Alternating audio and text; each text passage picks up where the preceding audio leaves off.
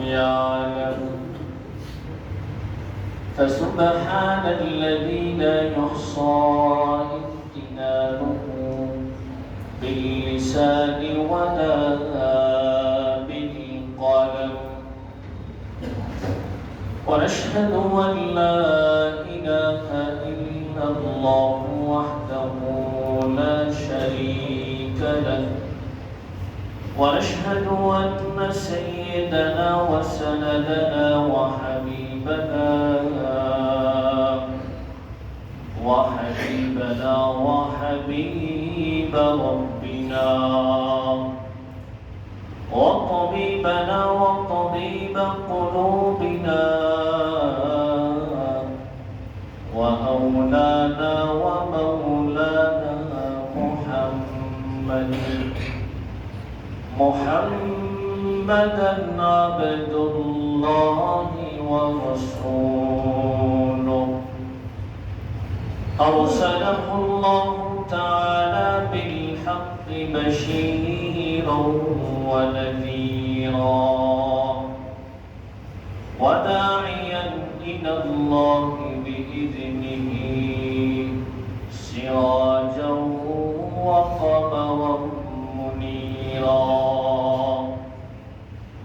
أما بعد فقد قال الله تعالى في كلامه المجيد أعوذ بالله من الشيطان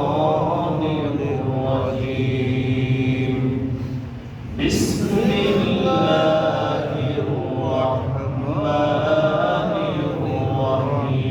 الرحيم إن أول بيت وضع للناس للذي ببكة مباركا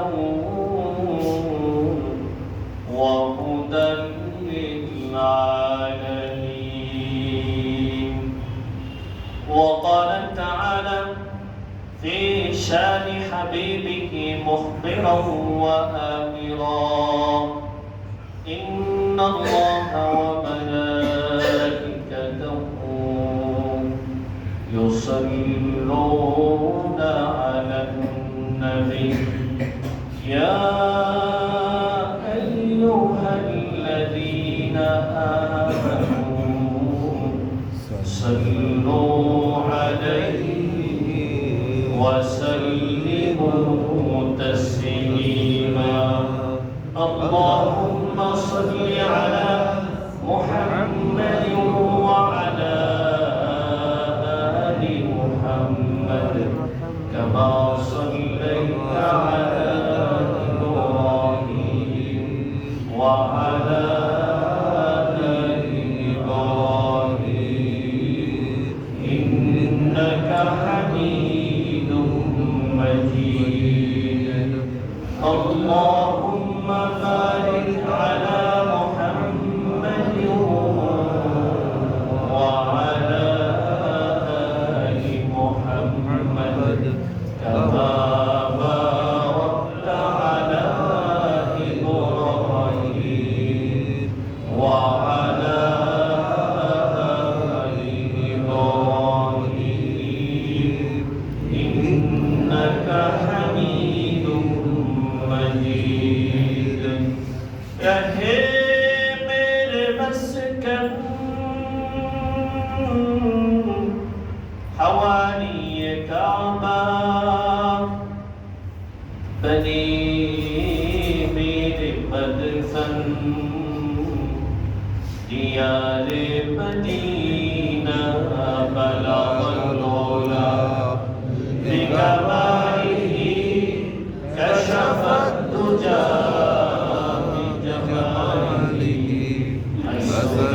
جميع خصائه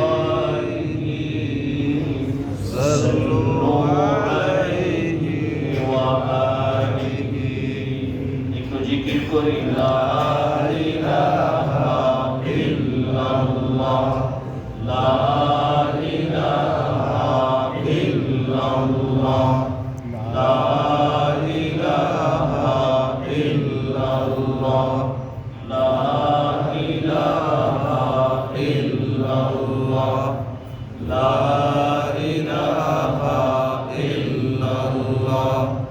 লা ইলাহা ইল্লাল্লাহ লা ইলাহা ইল্লাল্লাহ লা ইলাহা ইল্লাল্লাহ লা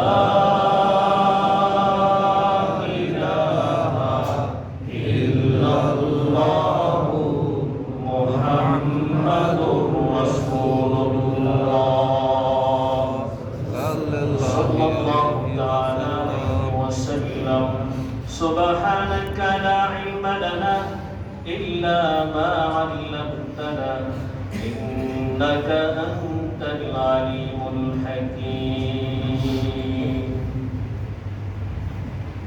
الحمد لله মহান রব্বুল আলামিনের দরবারে লাখো কোটি শুকরিয়া যে মহান রব্বুল আলামিন আমাকে আপনাকে হাজারো মানুষ থেকে বাছাই করে শত ব্যস্ততা থেকে ফারেক করে আগে আগে রব্বুল আলামিনের ঘরে রব্বুল আলামিনের নিকট সবচেয়ে দামি সবচেয়ে মূল্যবান সবচেয়ে পছন্দনীয় জায়গা বাইতুল্লাহ আল্লাহ তাআলার ঘরে আসার বসার তৌফিক দিয়েছেন এবং সেই সুবাদে কিছু কথা বলা ও শোনার তৌফিক দিয়েছেন। এজন্য আমরা সবাই অন্তরে অন্তঃস্থল থেকে অন্তর উজাড় করে আল্লাহ রাব্বুল আলামিনের এই নিয়ামতগুলো উপলব্ধি করে কালিমাতুশ শুকর উচ্চারণ করে জোরে জোরে বলি আলহামদুলিল্লাহ আলহামদুলিল্লাহ। মুহতারাম মুসলিয়ান, আজকে জিলকদ মাসের কত তারিখ? আজকে জিলকদ মাসের 15 তারিখ আর মে মাসের আজকে 24 তারিখ। এখন যে সময়টা যাচ্ছে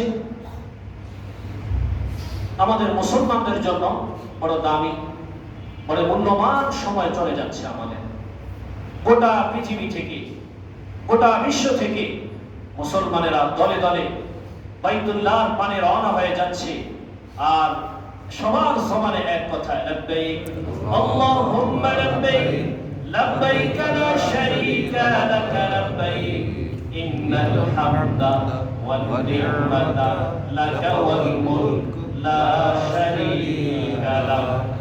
সবার সমানে লব্বাইক লব্বাইক লব্বাইক। হে রাব, আপনার কাছে আমি উপস্থিত, আপনার ঘরে আমি উপস্থিত, আপনার দরবারে আমি উপস্থিত হয়ে গেলাম।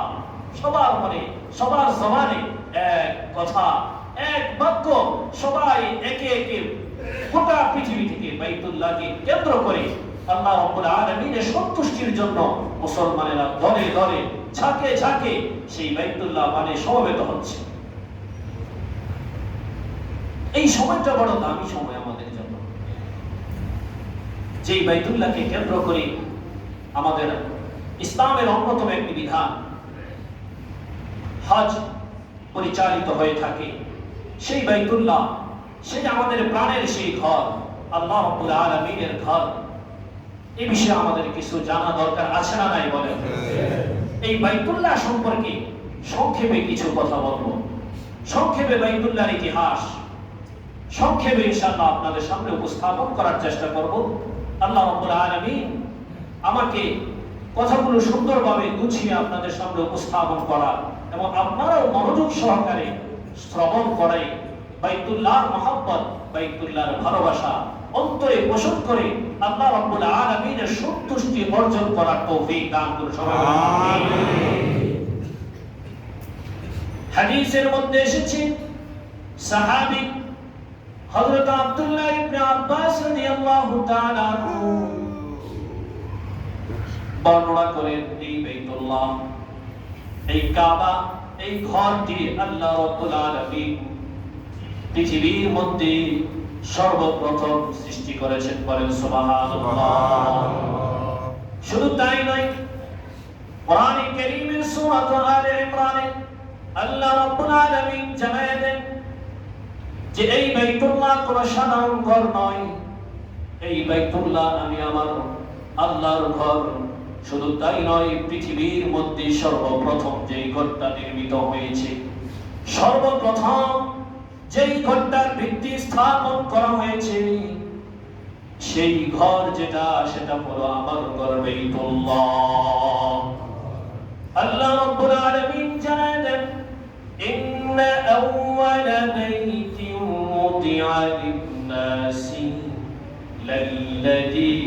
ببكة مباركا وهدى للعالمين আল্লাহ রাব্বুল আলামিন পৃথিবীর মধ্যে সর্বপ্রথম যেই ঘরটা নির্মাণ করেন সেই ঘরটা হলো মক্কা নগরীতে। সেই ঘরটা গোটা বিশ্বের জন্য, গোটা মানব জাতির জন্য হেদায়েত। সেই ঘরটা হলো সবচেয়ে বেশি বরকতময়। হাদিসের মধ্যে এসেছে, তাফসীরের কিতাবের মধ্যে এসেছে, সাহাবী আব্দুল্লাহ ইবনে আব্বাস রাদিয়াল্লাহু তাআলা আনহু বর্ণনা করেন, আল্লাহ রাব্বুল আলামিন যখন পৃথিবীর মধ্যে মানুষগুলোকে পাঠানোর জন্য ফেরেশতাদের সাথে পরামর্শ করলেন, ইয ক্বালা রাব্বুকা লিল মালাইকাতি ইন্নী জাইলুন ফিল আরদি খলিফা। আল্লাহ রাব্বুল আলামিন যখন ফেরেশতাদের সাথে পরামর্শ করলেন, আমি পৃথিবীর মধ্যে, এই জমিনের মধ্যে আমার পক্ষ থেকে খলিফা পাঠাতে চাই। قالوا أتجعل فيها من يفسد فيها ويسفك الدماء। ফেরেশতারা তখন বলেছিল, আমরাই তো আপনার ইবাদত করি, আপনার বরত্ব, আপনার প্রশংসা করি, দুনিয়ার মধ্যে এমন জাতি সৃষ্টি করবেন না তারা সেখানে গিয়ে ঝগড়া ফাসাদ করবে, মারামারি করবে, রক্তপাত ঘটাবে। আল্লাহ রাব্বুল আলামিন তখন তাদেরকে জবাব দিয়েছিলেন, ইন্নী আ'লামু মা লা তা'লামুন। আমি যা জানি তোমরা তা জানো না। এবং হাদিসের মধ্যে এসেছে, আল্লাহ রাব্বুল আলামিন তখন তাদের প্রতি রাগ হয়ে যান। আল্লাহ রাব্বুল আলামিন তাদের প্রতি যেহেতু রাগ করেন, তারা চিন্তা করলো আল্লাহকে কিভাবে সন্তুষ্ট করা যায়। তখন তারা আল্লাহ তাআলার আরশের নিচে তারা চক্কর দিতে লাগলো, তাওয়াফ করতে লাগলো। তাওয়াফ করার পরে বাইতুল মামুরকে তারা তাওয়াফ করে আল্লাহ রাব্বুল আলামিন তাদেরকে ডেকে বলেন, তোমাদের প্রতি আমি সন্তুষ্ট হয়ে গেলাম। আল্লাহ রাব্বুল আলামিন তাদের কাছে আবার পরামর্শ চান, মানুষও তো আমি দুনিয়ার মধ্যে পাঠাবো, সেখানে গিয়ে তারা ইচ্ছায় অনিচ্ছায় অনেক ভুল করে ফেলবে, ইচ্ছায় অনিচ্ছায় অনেক গুনাহ করে ফেলবে। তো তারা এই গুনাহগুলো ক্ষমা করানোর জন্য, মাফ করানোর জন্য, আমি আল্লাহকে সন্তুষ্ট করার জন্য তাদের জন্য তো একটা তওফের ব্যবস্থা করা দরকার। ফেরেশতারা বলে হ্যাঁ দরকার। তখন আল্লাহ রাব্বুল আলামিন জিবরাইল আমিনকে পাঠায়া দেন। জিবরাইল আমিনকে পাঠায়া এই বাইতুল্লাহর ভিত্তিপ্রস্তর স্থাপন করে দেন। বাইতুল্লাহর ভিত্তিপ্রস্তর আল্লাহ তাআলা সর্বপ্রথম ফেরেশতার মাধ্যমে তৈরি করেন। শুধু তাই নয়, এই বাইতুল্লাহর ভিত্তিটা কতটুকু গভীর, হাদিসের মধ্যে এসেছে, এই পৃথিবীর মধ্যে আল্লাহ রাব্বুল আলামিন আসমান জমিন সৃষ্টি করেছেন। সাবা সামাওয়াতিন তিবাকা, 7 আসমান তৈরি করেছেন, 7 তবক জমিন তৈরি করেছেন। একেবারে জমিনের নিচ পর্যন্ত 7 তবক পর্যন্ত, তাহতা সামা, জমিনের যত নিচ পর্যন্ত আছে, পুরা নিচ থেকে নিয়ে বাইতুল্লাহর যতটুকু জায়গা আছে একেবারে উপর পর্যন্ত জিবরাইল আমিনের মাধ্যমে, ফেরেশতাদের মাধ্যমে আল্লাহ রাব্বুল আলামিন যেই ভিত্তিপ্রস্তর স্থাপন করেন, সর্বপ্রথম সেইটাই হলো বাইতুল্লাহ। এটা তো হলো আল্লাহ রাব্বুল আলামিন দুনিয়া বানানোর পরে যখন মানুষ পাঠাবেন তার কথা।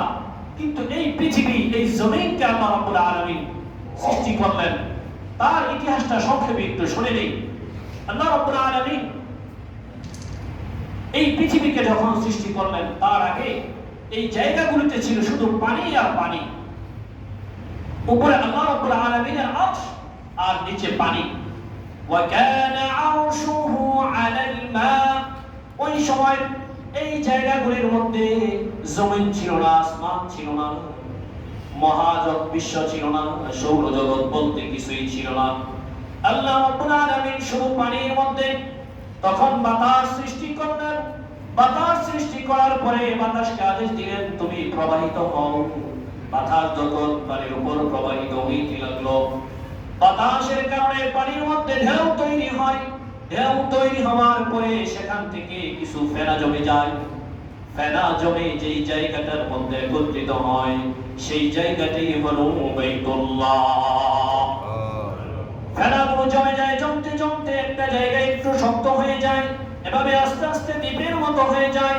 দ্বীপের মতো হওয়ার পরে সেই জায়গাটা পাথরে পাহাড়ের মতো হয়ে যায়, বড় উঁচু হয়ে যায়।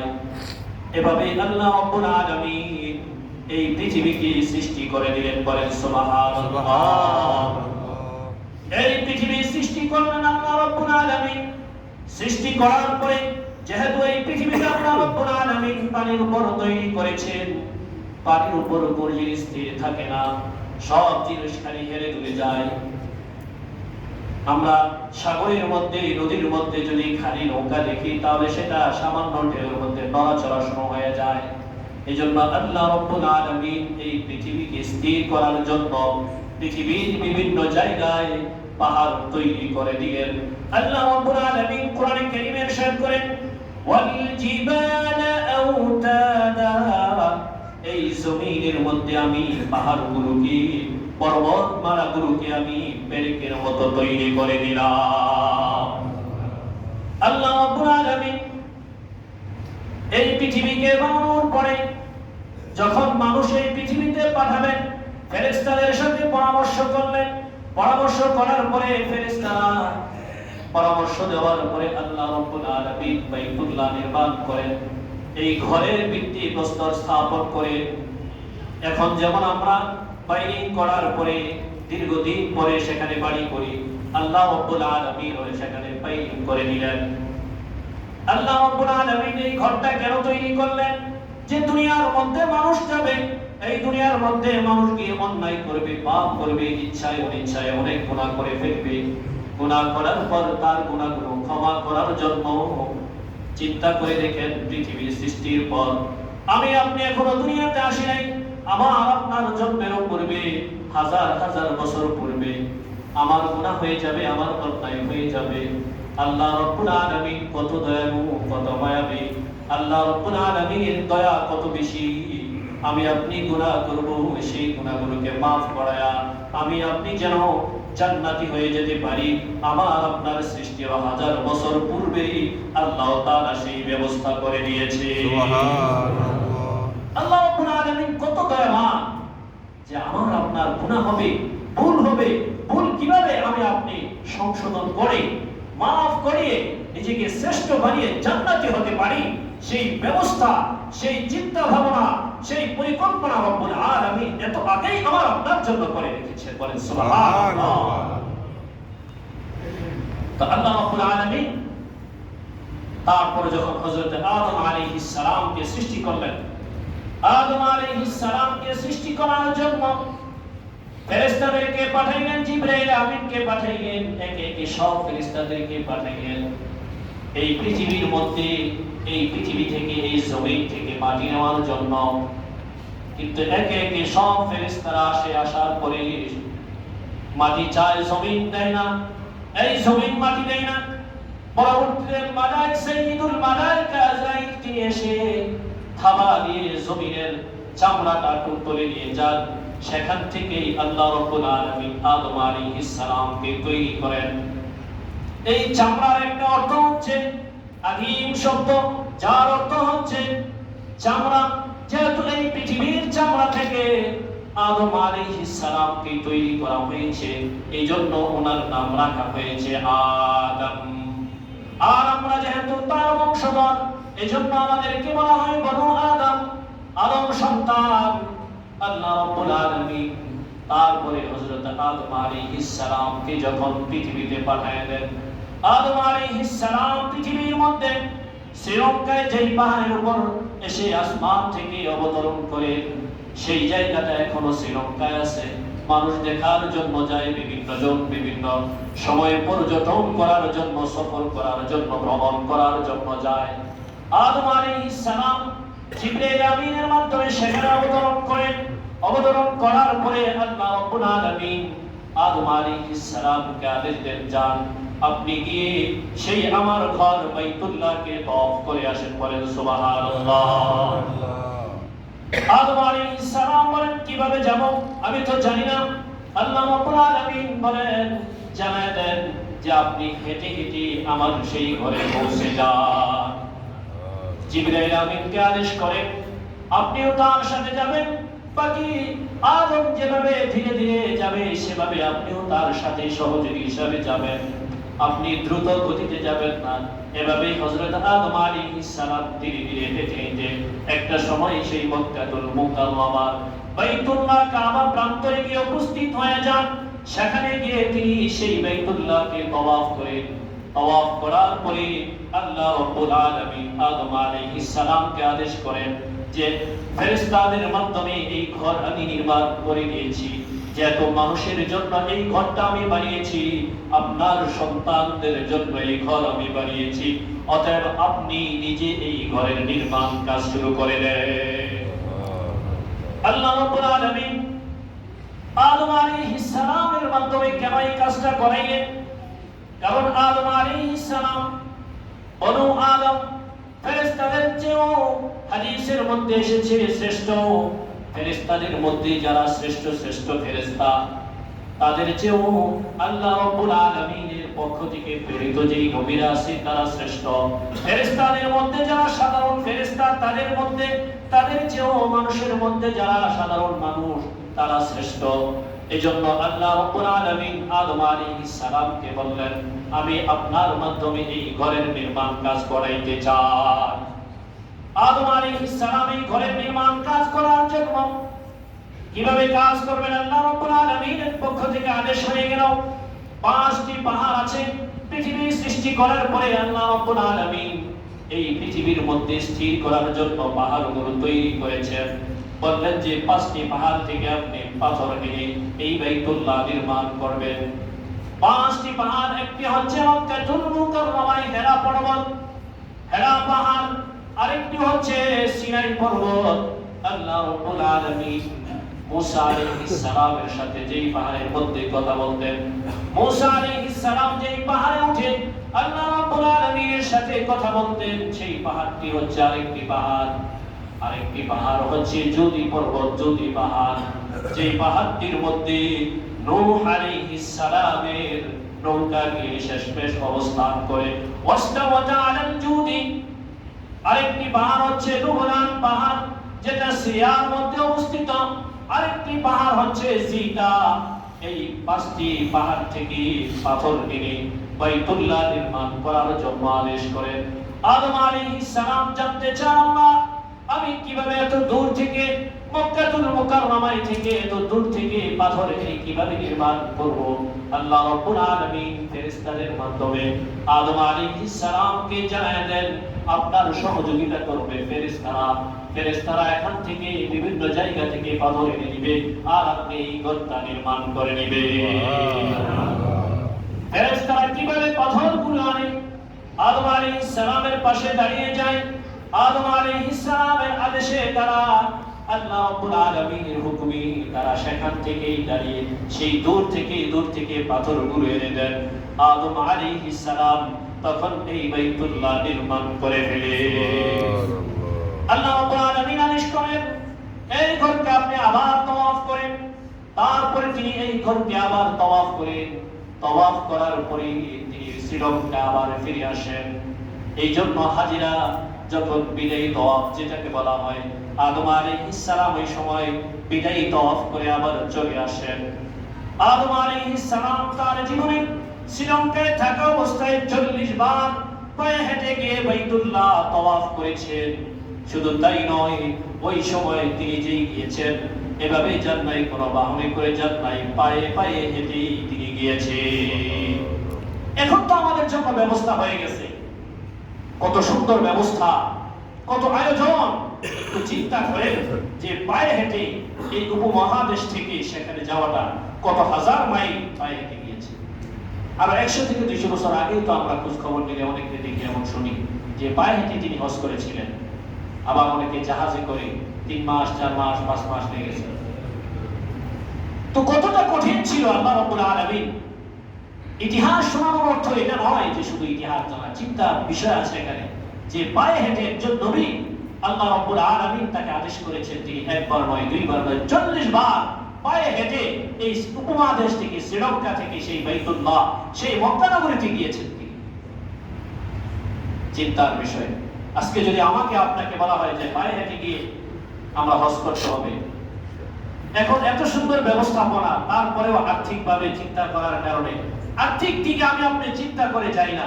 আর যদি পায়ে হেঁটে যাওয়ার কথা বলা হয়, এখন তো আমরা তিলপাবাড়া, তারপরে রেলগেট, আপনার তালতলা, বনশ্রী, গুলিস্তানে তো আমরা পায়ে হেঁটে যাই না।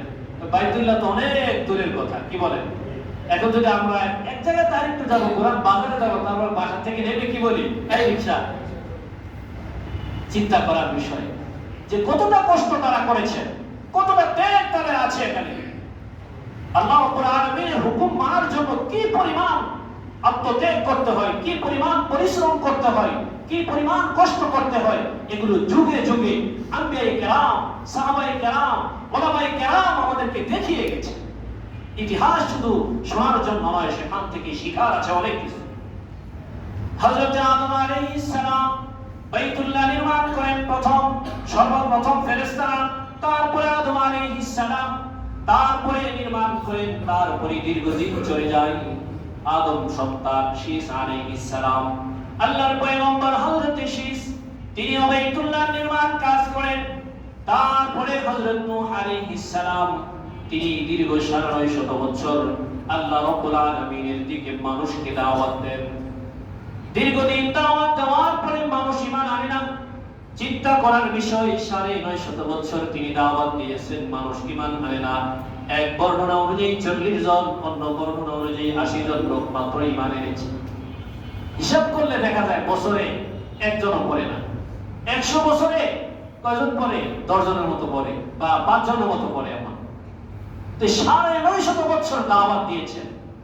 এখান থেকেও আমাদের দায়ী যারা আছে, আল্লাহর পথে যারা আমরা মানুষকে ডাকি, যারা মুবাল্লিগে ইসলাম, যারা মুবাল্লিগে দ্বীনের পথে যারা আমরা মানুষকে ডাকি, তাদের জন্য শিক্ষা আছে অনেক, যে মানুষকে দাওয়াত দেওয়ার জন্য পায়ে ধরে ধরে, হাতে ধরে ধরে তাকে বোঝানোর চেষ্টা করা দরকার।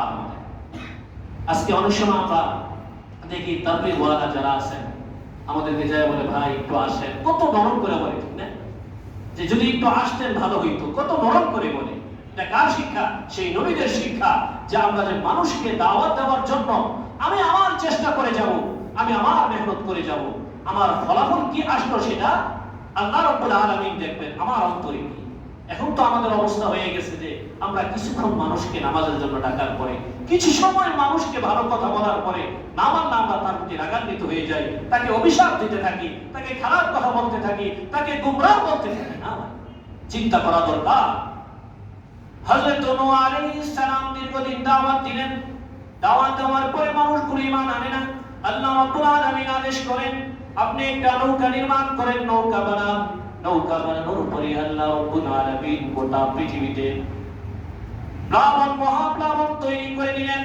জমিনকে বললেন তুমি পানি বের করো, আসমানকে বললেন তুমি পানি বর্ষণ করো। গোটা পৃথিবীতে বন্যা হয়ে গেল।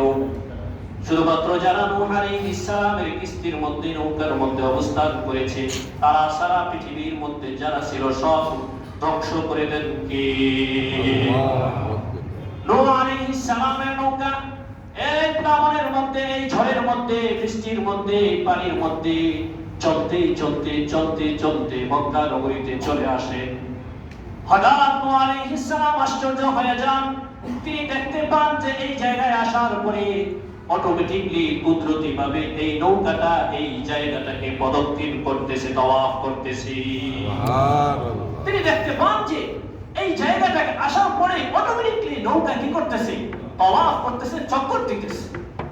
নূহ আলাইহিস সালামকে আল্লাহ তাআলা জানায় দেন, এখানে আমার ঘর বাইতুল্লাহ আছে। ওই সময় বাইতুল্লাহর যত পাথর আছে সবগুলো পাথর এই প্লাবনে, এই বন্যায় সবগুলো শেষ হয়ে যায়। শুধুমাত্র বাকি থাকে হাজরে আসওয়াদ।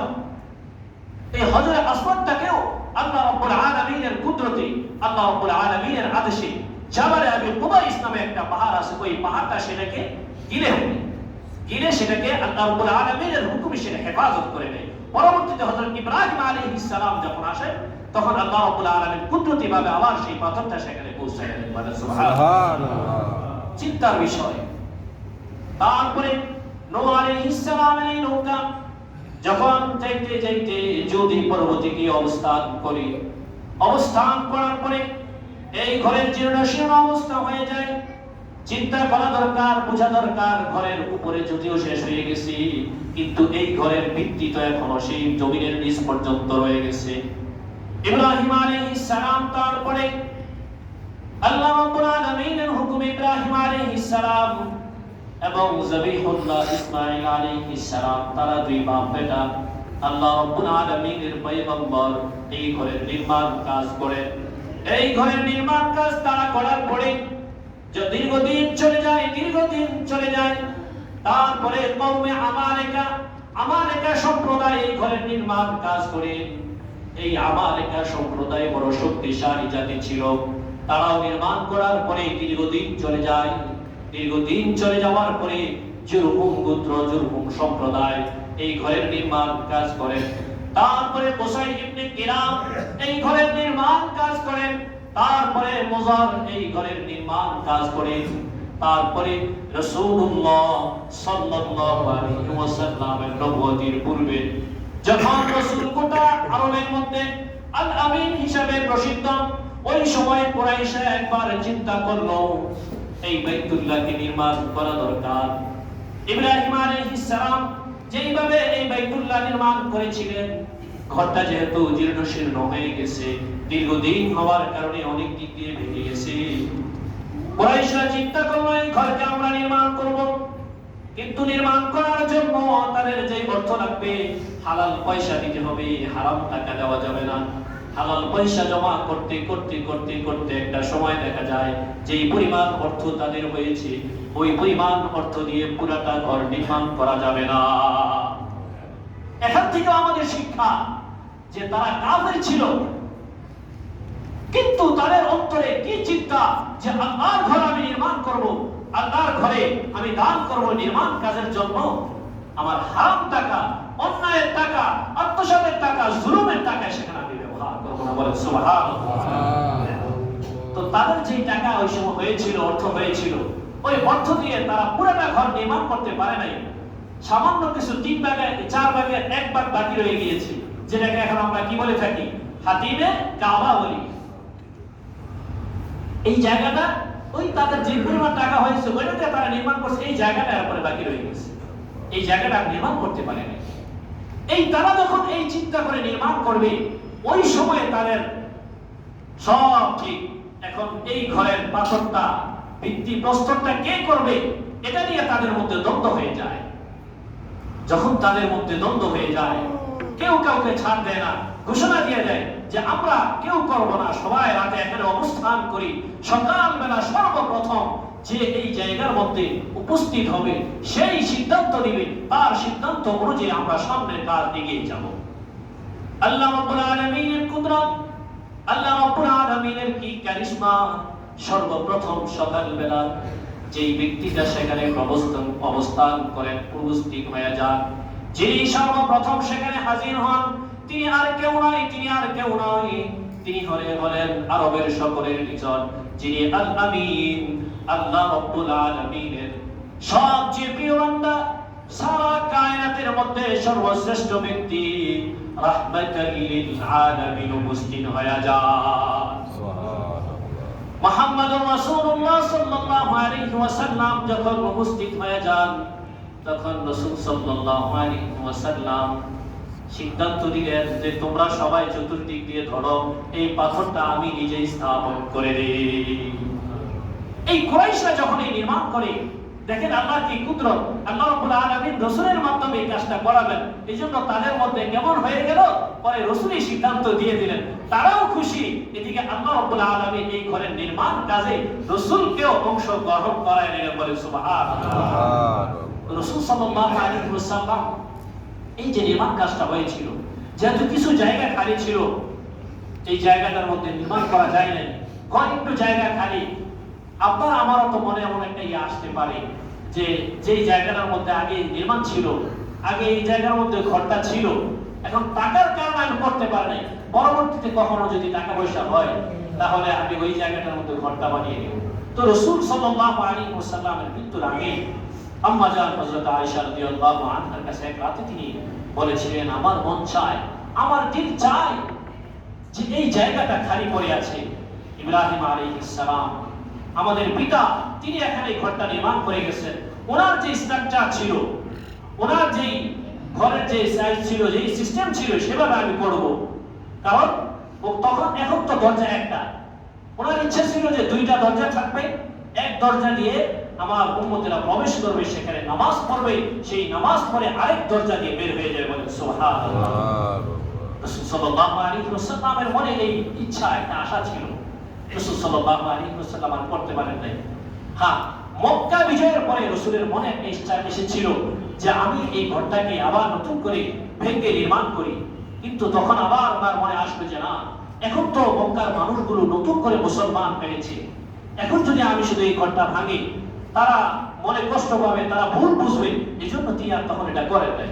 কিন্তু তার মনে এই একটা ইচ্ছা ছিল রাসূলের মনে।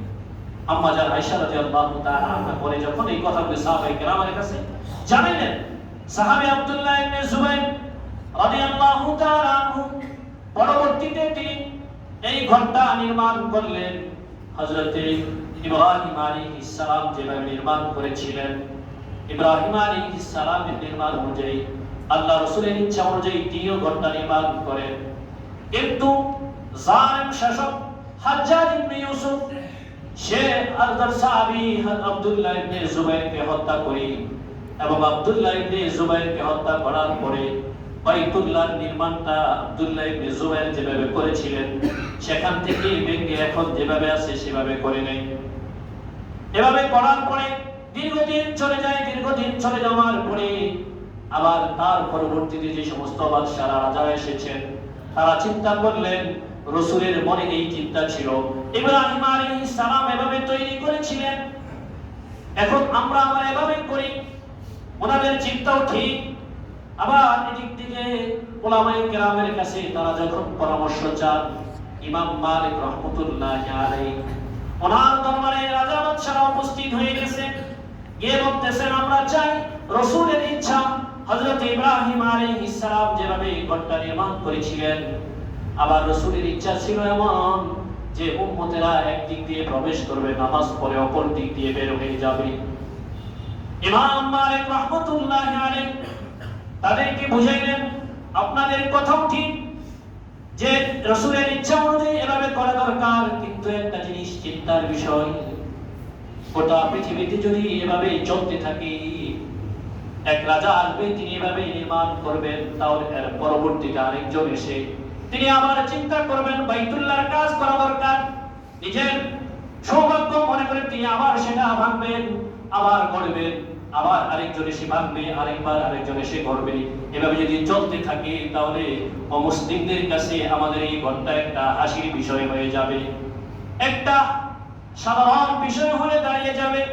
এজন্য তিনি বুঝাইলেন যে এখন যেভাবে আছে সেভাবেই থাকুক, থাকলে যেই সিস্টেমটা, দরজা একটা আছে, ঠিক দরজা একটা আছে, যেই জায়গাটা আছে বাইতুল্লাহ হাতিমে কাবা, ওই জায়গার মধ্যে আমরা নামাজ আদায় করে থাকি।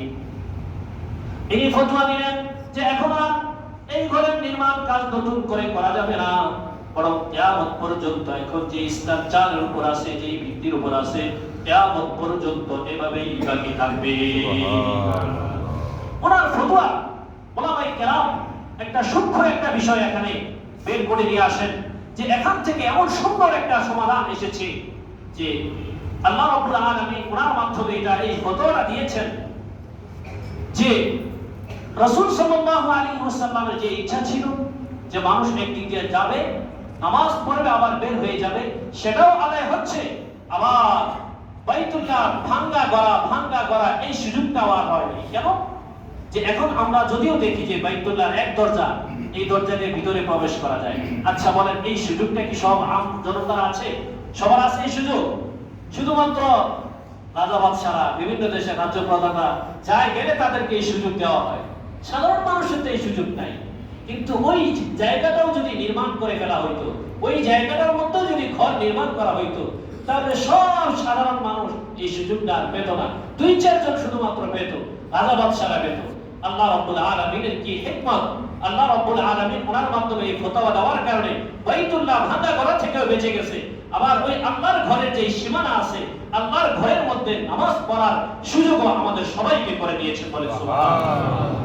এখন এই জন্য ওখানে গিয়ে 2 রাকাত নামাজ আদায় করে সবাই বের হয়ে আসে। তাহলে এটাও হলো রাসূলের ইচ্ছাও হলো, আবার বাইতুল্লাহ যে স্ট্রাকচার আল্লাহ রাব্বুল আলামিনের পক্ষ থেকে যে বিধান যে এই ঘর বারবার ভাঙা যাবে না, বারবার নির্মাণ করা যাবে না, তাহলে সাধারণ মানুষের কাছে, গোটা বিশ্বের কাছে, অমুসলিমদের কাছে একটা হাস্য বিষয় হয়ে যাবে।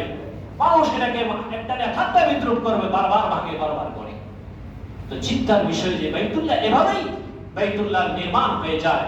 এই বাইতুল্লাহকে আল্লাহ রাব্বুল আলামিন ভালোবেসে কোরআন কারীমের জায়গায় জায়গায় আমরা এর নাম কি বলি? কাবা বলে থাকি, বাইতুল্লাহ বলে থাকি, মসজিদুল হারাম বলে থাকি, তারপরে আরো বিভিন্ন নামে আমরা এই ঘরটাকে চিনি। সবগুলো আল্লাহ রাব্বুল আলামিন কোরআন কারীমে ইরশাদ করেছেন। আল্লাহ রাব্বুল আলামিন এই বাইতুল্লাহর ইতিহাস আমরা জানলাম। আল্লাহ রাব্বুল আলামিন এখান থেকে দলে দলে, ঝাঁকে ঝাঁকে সবাই প্রস্তুতি নিয়ে আমরা যেন বাইতুল্লাহ যেতে পারি।